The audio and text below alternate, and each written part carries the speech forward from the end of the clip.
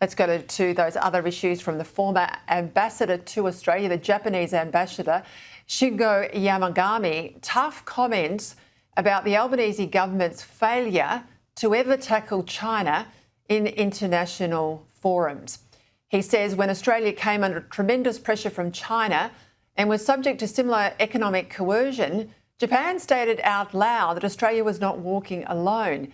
Is it too much to expect the same from our Aussie mates in times of need? Here to discuss this issue and more, foreign editor at The Australian, Greg Sheridan. They come in the context, Greg, obviously, of the new Japanese Prime Minister being taken to task by China's Consul General based in the Osaka city of Japan, in the city of Osaka in Japan, and basically very little commentary from Australia. When we were in the position of being targeted by China, Japan was in our corner, and Shingo is rightly saying, well, why aren't you in ours anymore? Yeah, great to be with you, Peter. Look, the ambassador's comments are absolutely right. This is another disgraceful episode from the Albanese government, which indicates its cowardice and its fatuousness and its vacuousness. So Australia called for an inquiry into the origins of COVID. The Chinese didn't like that, and they slapped all kinds of trade bans on us, and Japan stood with us in solidarity. The Japanese Prime Minister, in response to aggressive, relentless questioning in Parliament, said if the Chinese imposed a blockade on Taiwan and the Americans were trying to relieve Taiwan, this would be a matter in which Japan could possibly consider deploying its armed forces. The Chinese response was intimidatory, vicious, foul, over the top. The Osaka Consul General said that the Prime Minister's dirty neck would be cut off and they should look forward to that event. And the Japanese, showing great forbearance, have not expelled him, but they've asked the Chinese to recall him of their own accord in a face-saving gesture. At the same time, the Chinese have imposed economic sanctions on Japan, telling their tourists not to go there and imposing other economic restrictions. And what have we heard from the Albanese government, which loves to proclaim its solidarity and closeness with Japan, which is in fact our closest and most important partner in Asia?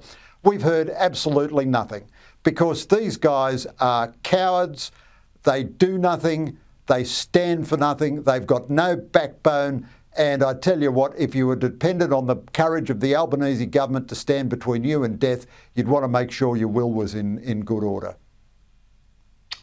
Let's go to those comments. I was just discussing a little earlier with James Willis, the rollout renewables detail about the capacity investment scheme. It's about $70 billion of our money on the table for people to come and build particular types of renewable energy in Australia. It's not allowed to be spent in fossil fuels like gas, which we desperately need.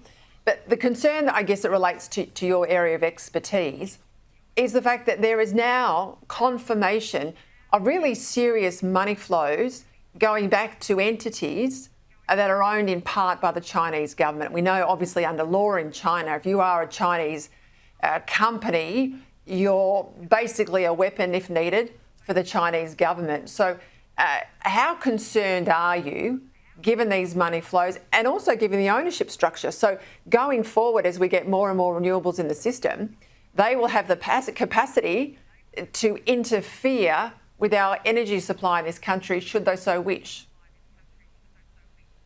Well, that's absolutely right, Peter. I mean, the whole thing is just absurd. I wrote a column on Monday pointing out that we have, through the purchase of Russian oil refined in India, given much more money to Russia than we've given to Ukraine over the course of the Ukraine war. And that is a pattern of helping our enemies and hurting our friends.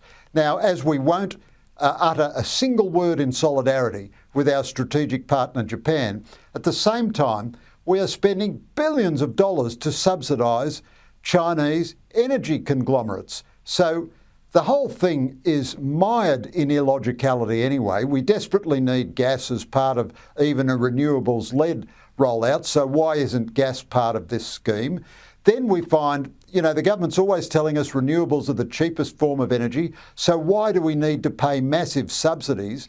And everything, it seems, which a left-of-centre government does is designed to take money from poor people and give it to rich people.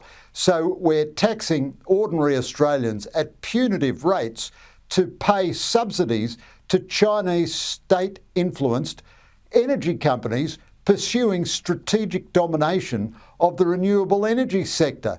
I mean, this is kind of madness. The government says it's trying to diversify trade away from China, but everything it does increases our dependence on China. And anybody who thinks that Chinese supplied infrastructure won't have back doors which allow the Chinese government to control it in a crisis is, just ignoring all the security evidence. I just think the situation is mad. I mean, it's incomprehensible. It's a sign of how deranged our politics is. Let's go to the Defence Department restructure. My viewers will have heard my views on this for a couple of days, so I'm interested in yours. But, very quickly the Sydney Morning Herald and The Age was crowing it. It was the biggest defence overhaul in 50 years. It looks like a title change for a few people. They're all keeping their jobs though, Greg, and some shuffling around and combination of departments. What's your view? Well, Peter, this is really kind of folderol and much ado about nothing. I mean, this recreates the structure we had 10 or 15 years ago under the Defence Material Organisation. So I've been following defence as a journalist for nearly 50 years, and one season there's a reform to centralise all the agencies. That doesn't work very well, so the next season there's a reform to decentralise the agencies. So even a few years ago, all these agencies which are being merged were in one agency, and they were spun out, the naval shipbuilding and the guided weapons enterprise, to give them greater focus on their missions. Now they're being spun back in. But Richard Marles assures us everyone currently doing the job under the old agencies will be doing the same job under the new agencies, and the whole thing isn't implemented until the second half of 2027. So by that time, it will have taken the Albanese government nearly as long as World War II ran to reform defence procurement, and the reform is meaningless anyway. Meanwhile, we're not doing anything about acquiring the capabilities that we need, and most important of all in this respect, nobody in defence bears any responsibility. Nobody gets the sack. No. I mean, if a company performed as badly as our defence establishment did, you wouldn't say, well, the CEO's a nice guy, so we're going to make him the chairman now. You'd say, sorry, fellas, you might be nice guys, but you're out now and we got a new leadership in. Well, nothing like that ever happens in defence. I mean, 20 of them earn more than the Defence Minister, and on it goes. And the final point I'd make is they claim this is the biggest change in 50 years. So where are the supporting documents? A 1.5-page press release, a meandering press conference in which the Defence Minister struggled with any question about detail, and that's it. And what is shocking is how much of the media treats these absurd government announcements with utter credulity. Just says, oh yes, isn't this exciting, the biggest change in 50 years. It's beyond any satire you could imagine, really. Thank God for the Australian, thank God for Sky News. I tell you what, Greg, where would we be without someone at least prepared to speak truth to government? We'll leave it there.